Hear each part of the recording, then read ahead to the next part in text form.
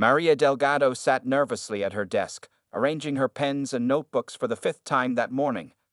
It was only her third week at Wilson and Palmer, one of Boston's most respected law firms, and she still felt like an outsider. She smoothed her dark hair and adjusted her glasses, trying to calm her racing heart before the morning staff meeting. At 42 years old, Maria had never imagined starting over in a new country. For 15 years, she had worked as a respected legal assistant at one of Mexico City's top firms. Her career had been steady and successful until her daughter Sophia received a scholarship to Boston University. When Sophia struggled with homesickness during her first semester, Maria made the difficult decision to follow her to the United States. "You can do this?" Maria whispered to herself as she gathered her files. Her English was excellent. She had studied it since childhood and used it regularly with international clients. But her accent remained distinctly Mexican, rolling her R's and emphasizing different syllables than her American colleagues. The large conference room was already half full when Maria arrived. Junior associates clustered together, sipping coffee and sharing weekend stories. Maria smiled politely and took a seat at the edge of the group, placing her notepad carefully on the table. "Good morning, everyone," said Thomas Wilson, the firm's founding partner, as he strode into the room. "Let's get started. We have the Brimley International case up first." Maria listened attentively as various team members reported on their progress. She had been assigned to research Mexican contract law for this case, a manufacturing dispute involving factories on both sides of the border. She had spent the weekend preparing a detailed analysis. "And what about the Mexican regulations?" Thomas asked, looking around the room. "Maria, you are handling that, correct?" Maria nodded and cleared her throat. "Yes, sir, I have completed the research on the regulatory framework." She spoke carefully, pronouncing each word with precision, yet her accent remained noticeable. From across the table, Bradley Winston, a senior partner with slicked-back hair and an expensive tie, exchanged glances with Victoria Klein, another senior attorney. A small smirk formed on Bradley's face. "I'm sorry, could you repeat that?" Bradley asked loudly, exaggerating his puzzled expression. "I'm having trouble understanding." Maria felt her cheeks grow warm. She knew her English was grammatically correct. "I said I have completed the research on Mexican regulations that would apply to our client's case." "Ah, comprende now," Bradley said with an exaggerated accent, drawing a few nervous laughs from junior associates. Victoria covered her mouth, poorly hiding her amusement. Thomas Wilson frowned slightly but continued with the meeting. "Well, let's hear what you found, Maria." Maria took a deep breath and began presenting her findings. As she spoke, she noticed Bradley leaning toward Victoria, whispering something that made her stifle another laugh. Maria stumbled over her words, losing her train of thought momentarily. "Take your time," Thomas said kindly. Maria nodded gratefully and continued. Despite the distraction, her analysis was thorough and insightful. She explained how certain provisions in Mexican labor law might help their client's position. "That's extremely helpful," Thomas said when she finished. "Good work." As the meeting ended and people began gathering their materials, Maria overheard Bradley's whispered comment to Victoria. "Good work if you can understand it. Maybe we should hire a translator for her." Maria pretended not to hear as she collected her papers, her hands trembling slightly. This job was too important to lose. Her daughter's education and their new life in America depended on it. She would just have to work harder, speak better, and prove her worth. What she didn't know was that her chance to do exactly that would come sooner than anyone expected. 2 weeks passed since the uncomfortable meeting. Maria kept her head down and worked twice as hard as everyone else. She arrived at the office before anyone else and often stayed late into the evening. Her research was always thorough, her documents meticulously organized. But the whispers continued. On Tuesday morning, Maria stood at the copy machine, waiting for her documents to finish printing. Bradley Winston and Victoria Klein walked by, coffee cups in hand. "Buenos dias, señorita," Bradley said loudly, his voice carrying across the office. "Working hard or hardly working?" Victoria giggled and added, "Maybe she's planning her siesta." They continued walking, not bothering to lower their voices. Maria's shoulders tensed, but she kept her eyes on the copying machine. She had learned that responding only made things worse. Later that day, Maria sat in the office kitchen eating her lunch alone. She had brought homemade enchiladas, her mother's recipe. The spicy aroma filled the small space. "Whoa, what's that smell?" Bradley asked, walking in with two other attorneys. "Smells like someone brought the whole taco truck inside." Maria closed her lunch container quickly and gathered her things. "Oh, don't leave on our account," Victoria said with a fake smile. "We're just surprised by the strong aromas." Maria forced a smile. "I am finished anyway. The kitchen is all yours." As she walked away, she heard Bradley mimicking her pronunciation of kitchen to his colleagues' laughter. That afternoon, Thomas Wilson called Maria into his office. Her heart raced. Had someone complained about her food? Was she being fired? "Maria, please sit down," Thomas said, gesturing to the chair opposite his desk. "I wanted to check in. How are you settling in?" "Very well, thank you," Maria replied carefully. "Good, good." Thomas shuffled some papers on his desk. "Your work on the Brimley case has been excellent. Your knowledge of international law is proving very valuable." Maria felt relief wash over her. "Thank you, sir. I am happy to help. We have a client meeting tomorrow. The CEO of Brimley International is flying in with his legal team. I'd like you to join us." Maria's eyes widened. Client meetings were usually reserved for attorneys, not legal assistants. "Are you sure?" "Absolutely. Your insights on Mexican law will be crucial. The meeting is at 10 a.m. in the main conference room." Thomas paused, then added, "Don't let Winston and Klein bother you. They're good attorneys," but he didn't finish his sentence. So he had noticed their behavior. Maria wasn't sure if this made her feel better or worse. That night, Maria called her daughter Sophia. "How was work today, Mama?" Sophia asked. Maria considered telling her daughter about the bullying but decided against it. Sophia was stressed with midterm exams. "It was fine. I have an important meeting tomorrow." "That's great. Are you nervous?" "A little," Maria admitted. "My English." "Your English is perfect, Mama," Sophia interrupted. "Your accent is part of who you are. Those fancy lawyers probably only speak one language anyway." Maria smiled. "You are right, Maija. How are your studies?" As Sophia talked about her classes, Maria laid out her best suit for tomorrow's meeting. She would prepare extra notes and practice her presentation tonight. No matter how Bradley and Victoria treated her, she would show everyone, that her accent had nothing to do with her intelligence or abilities. What Maria didn't know was that tomorrow's meeting would change everything. The client coming to the office had a surprise connection to Maria that would turn the tables on her tormentors in a way no one could predict. Maria arrived at the office an hour early on the day of the client meeting. The sky was still dark as she walked through the empty halls to her desk. She reviewed her notes one last time, rehearsing key phrases under her breath. At 9:30 a.m., she headed to the conference room to set up. Her hands trembled slightly as she arranged copies of her research in neat stacks around the large oak table. Just as she finished, Bradley Winston strolled in. Well, if it isn't our international expert," he said, eyebrows raised. "Thomas really wants you in this meeting?" Maria nodded. "Mr. Wilson asked me to present my findings on Mexican labor regulations." Bradley leaned against the doorframe. "Just keep it simple, and try to speak. You know, clearly." He overpronounced the word clearly with exaggerated mouth movements. Victoria Klein appeared behind him. "Maybe stick to short words," she added with a smirk. Maria felt her cheeks burn but kept her expression neutral. "I will do my best." By 9:50, the conference room filled with attorneys from the firm. Maria took a seat toward the end of the table, trying to make herself invisible. Thomas Wilson sat at the head, reviewing documents and occasionally checking his watch. At exactly 10 o'clock, the receptionist led 5 people into the room, 3 men and 2 women in expensive suits. Thomas stood to greet them. "Mr. Brimley, welcome. Thank you for coming all this way." Richard Brimley, CEO of Brimley International, was a tall man with silver hair and sharp eyes. He shook Thomas's hand firmly. "Good to see you again, Thomas. Let me introduce my team."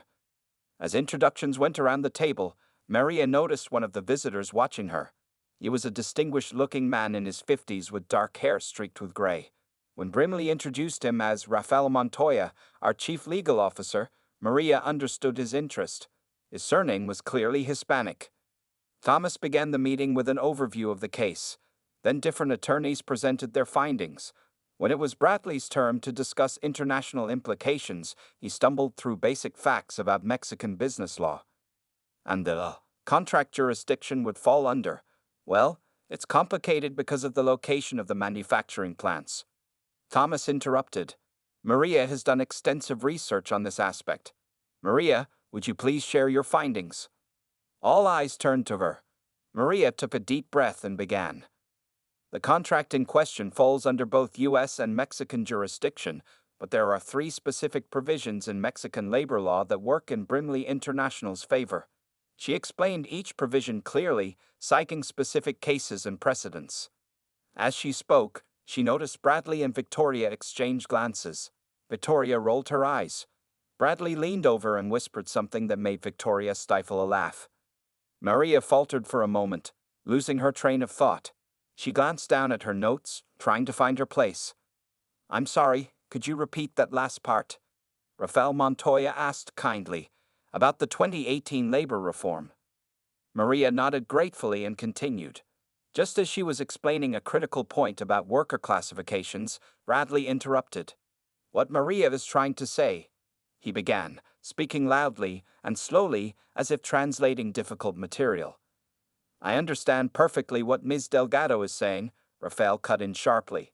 His voice was cold, and I would like to hear her finish without interruption. The room fell silent. Bradley's face reddened.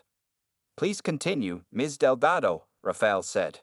Maria finished her presentation, ending with a recommendation that could potentially save Brimley International millions in liability. When she finished, Richard Brimley nodded appreciatively. That's exactly the kind of insight we need. Thank you, Ms. Delgado. For the first time since joining the firm, Maria felt a spark of confidence. She glanced at Bradley and Victoria, whose faces had gone strangely pale. Something had shifted in the room, and Maria sensed that the breaking point had finally arrived. After Maria finished her presentation, the meeting continued with other aspects of the case. Richard Brimley asked pointed questions, while Rafael Montoya took careful notes. Maria noticed that Rafael's gaze often returned to her, thoughtful and assessing. When Thomas called for a 15-minute break, Maria quickly gathered her papers. She planned to escape to her desk, away from Bradley and Victoria's cold stares. But before she could leave, Rafael Montoya approached her. Ms. Delgado, may I speak with you for a moment? He asked in perfect English. Of course, Mr. Montoya, Maria replied, conscious of Bradley watching them from across the room. Rafael switched to Spanish, his voice low. Su análisis fue excelente. Donde estudió derecho? Your analysis was excellent. Where did you study law? Maria blinked in surprise at hearing her native language. She responded in Spanish, explaining that she had worked at Hernandez and Partners in Mexico City for 15 years before moving to Boston. Hernandez and Partners? Rafael's eyebrows shot up. I worked there early in my career, under Manuel Hernandez himself. Mr. Hernandez was my mentor, Maria said, excitement creeping into her voice. He taught me everything I know about international contract law. They exchanged stories about the firm and discovered they had several mutual colleagues. As they spoke animatedly in Spanish, Maria noticed Bradley and Victoria watching them, confusion evident on their faces. May I ask why you left such a prestigious position in Mexico City? Rafael inquired, switching back to English. Maria explained about her daughter's scholarship to Boston University and her decision to follow her to the United States. Rafael nodded. Family comes first. I came to the U.S. for my education and stayed, but it wasn't easy at first. He glanced around the conference room. Not everyone appreciates what international professionals bring to the table. It has been challenging, Maria admitted cautiously. Rafael's expression grew serious. I noticed some unprofessional behavior during your presentation. Has this been ongoing? Maria hesitated. Complaining about colleagues could make her situation worse, but something in Rafael's steady gaze made her trust him. There have been some comments about my accent, she said softly, and some jokes. Rafael's jaw tightened. Before he could respond, Thomas Wilson approached them. I see you two have found some common ground, Thomas said pleasantly. Rafael turned to him. Indeed. Ms. Delgado and I were just discussing her background. Did you know she worked directly with Manuel Hernandez? He's somewhat of a legend in international contract law. Thomas looked surprised. I knew Maria had impressive experience, but I wasn't aware of that connection. Manuel doesn't take just anyone under his wing, Rafael continued. Ms. Delgado must be exceptional. Thomas nodded thoughtfully. Well, we're fortunate to have her on our team. As they returned to their seats for the second half of the meeting, Maria caught Bradley whispering to Victoria. She couldn't hear his words, but his mocking expression was clear. Rafael saw it too. His eyes narrowed. When the meeting resumed, Richard Brimley addressed the group. We've reviewed your preliminary strategy, and while we're generally satisfied, we want to expand the international aspects of our defense. He turned to Thomas. We'd like Ms. Delgado to play a larger role in the case. Bradley's mouth fell open. Victoria's pen froze mid-note. Ms. Delgado's expertise in Mexican law is precisely what we need, Rafael added. In fact, we'd like her to be the primary point of contact for all matters related to our Mexican operations. Thomas nodded. Of course. We can certainly arrange that. After the clients left, Thomas asked Maria to stay behind.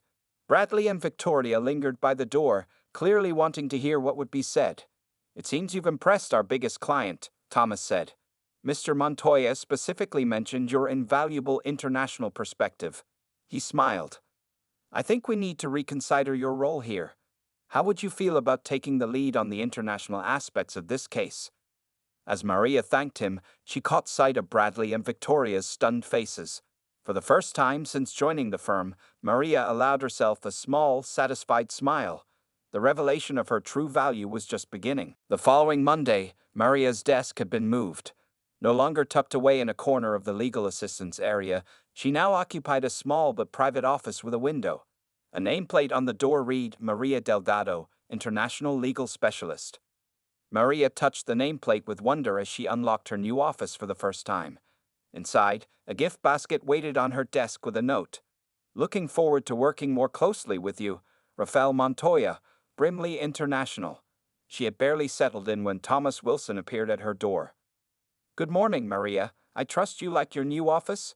It's wonderful. Thank you so much, Maria replied, still amazed by how quickly things had changed.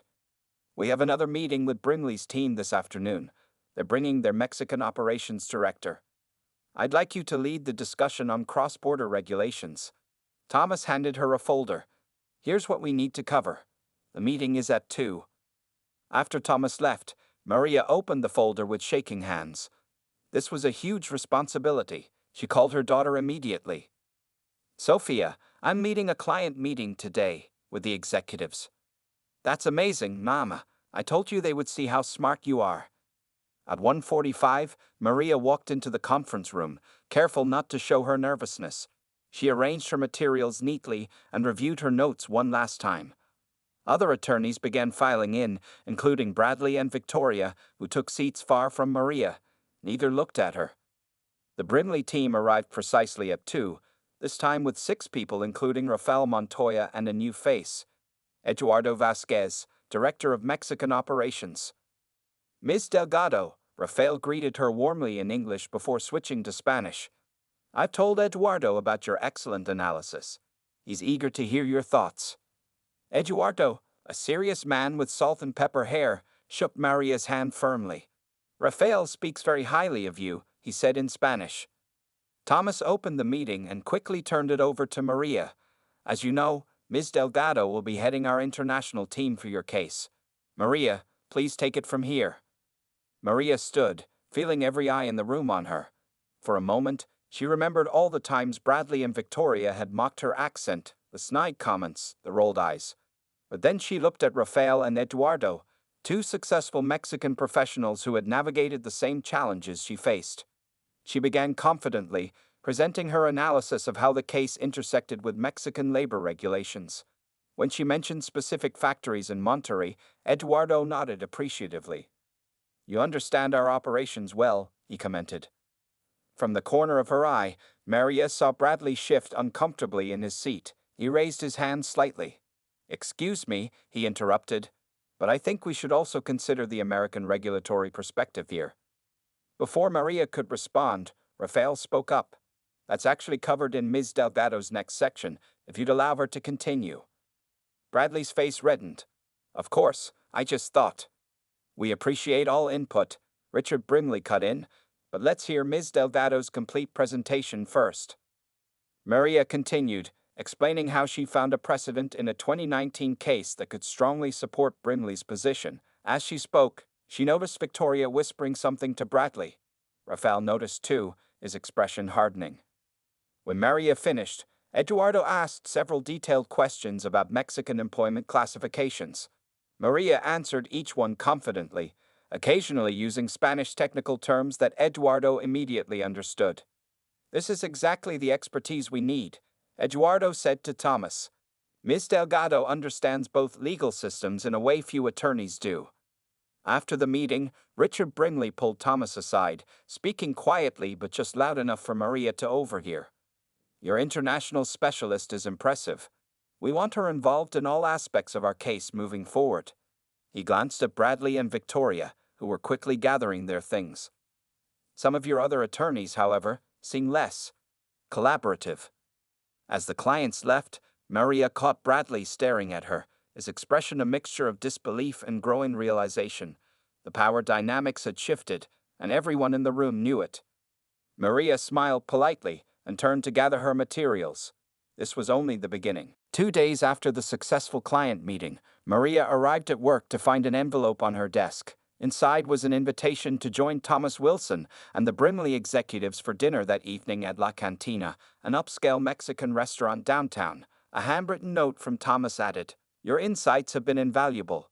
We'd like to discuss expanding your role." Maria called Sophia immediately. "What should I wear? This is a big opportunity." "Wear that navy blue suit with the red blouse," Sophia suggested. "You look powerful in it." Throughout the day, Maria noticed whispers and glances from colleagues. Word about her dinner invitation had spread quickly. Bradley and Victoria were notably absent from the office, which gave Maria a chance to focus on her work without their negative energy. At 5:30, Maria was reviewing documents when someone knocked on her office door. She looked up to see Victoria Klein standing awkwardly in the doorway. "Do you have a minute?" Victoria asked, her usual confident tone replaced by something more hesitant. "Of course," Maria replied, trying to hide her surprise. Victoria entered but remained standing. "I heard about your dinner tonight with the client." She fidgeted with her watch. "That's quite an honor." Maria nodded, unsure where this conversation was heading. "Look," Victoria continued, lowering her voice, "I wanted to apologize for my behavior. The comments about your accent were unprofessional and cruel." She looked genuinely uncomfortable. "I got caught up in trying to impress Bradley and the other partners." Maria studied Victoria's face, searching for signs of insincerity but finding none. "Thank you for saying that," she said finally. "It wasn't easy being the target of those jokes." Victoria nodded. "I realize that now, especially after seeing how much Brimley values your expertise." She paused. "Anyway, good luck tonight." After Victoria left, Maria sat in stunned silence. This was the last thing she had expected. At 7:00 p.m., Maria arrived at La Cantina. The hostess led her to a private dining room where Thomas, Richard Brimley, Rafael Montoya, and Eduardo Vasquez were already seated. They'd all stood when she entered. "Ah, Maria, perfect timing," Thomas greeted her. "We were just discussing the expansion of our international division." Throughout dinner, the conversation flowed between English and Spanish. Maria shared stories about challenging cases she had worked on in Mexico City, and Rafael recounted his own early career struggles in American law firms. "It wasn't easy," Rafael admitted. "The assumptions people make when they hear an accent." He shook his head. Richard Brimley leaned forward. "That's exactly why we value diversity in our legal representation. Different perspectives catch things others miss." "Speaking of different perspectives," Thomas said, turning to Maria, "we'd like to formally offer you a position as our International Legal Affairs Director. You'd build a team focused on cross-border cases, starting with Brimley's." Maria nearly dropped her fork. "Director? But I'm not even an attorney here." "Your experience and expertise speak for themselves," Thomas interrupted. We can sponsor your certification to practice in Massachusetts. The role would come with a significant salary increase, of course. Raphael smiled. And Brindley International would be your first major client. Maria's mind raced. Just weeks ago, she had been enduring daily humiliation, questioning whether she should return to Mexico. Now, she was being offered a directorship. I don't know what to say, she managed finally. Say yes, Eduardo encouraged. We need more people like you bridging the gap between legal systems. As the dinner concluded, Richard Brimley pulled Maria aside. One more thing, Ms. Delgado. We're establishing a scholarship fund for Hispanic law students at Boston University.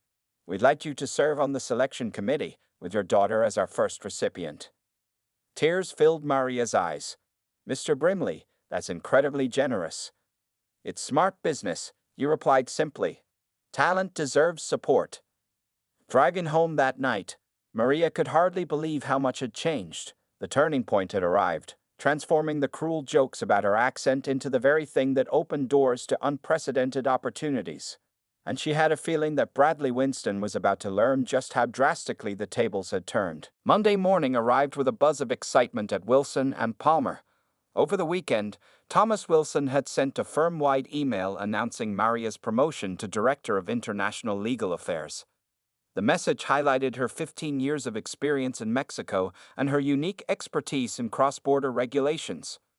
Maria arrived early, nervous but thrilled about her new role. She found her belongings being moved to a spacious corner office previously occupied by a senior partner who had recently retired. The office had large windows overlooking Boston Harbor and a small conference table for team meetings. Ms. Delgado, called a friendly voice. Maria turned to see Patricia, Thomas's assistant. Mr. Wilson would like to see you in the conference room at 9. He's announcing the new firm structure. At precisely 9 o'clock, Maria joined other attorneys and staff in the main conference room. Bradley and Victoria sat near the back, their expressions carefully neutral. Bradley's usual confident posture was notably diminished. Thomas stood at the front, beside a large screen showing an organizational chart. Good morning, everyone. As you know, we're expanding our international practice. Maria Delgado will head our new International Legal Affairs Division, reporting directly to me. Murmurs filled the room.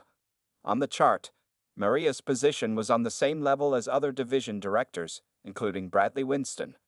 Additionally, Thomas continued, we're implementing a new cross-cultural training program for all staff. Respectful communication is essential to our firm's success.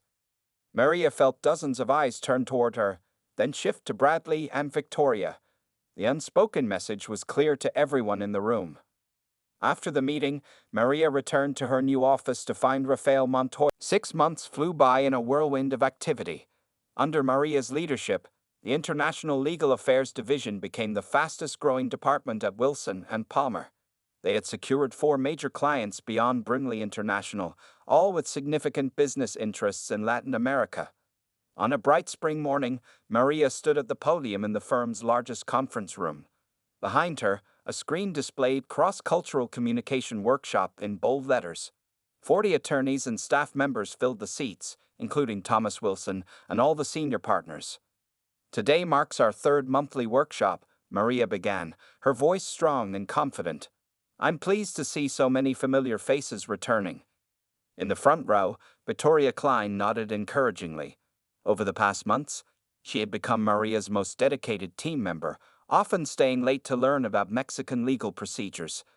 The transformation in her attitude had been remarkable.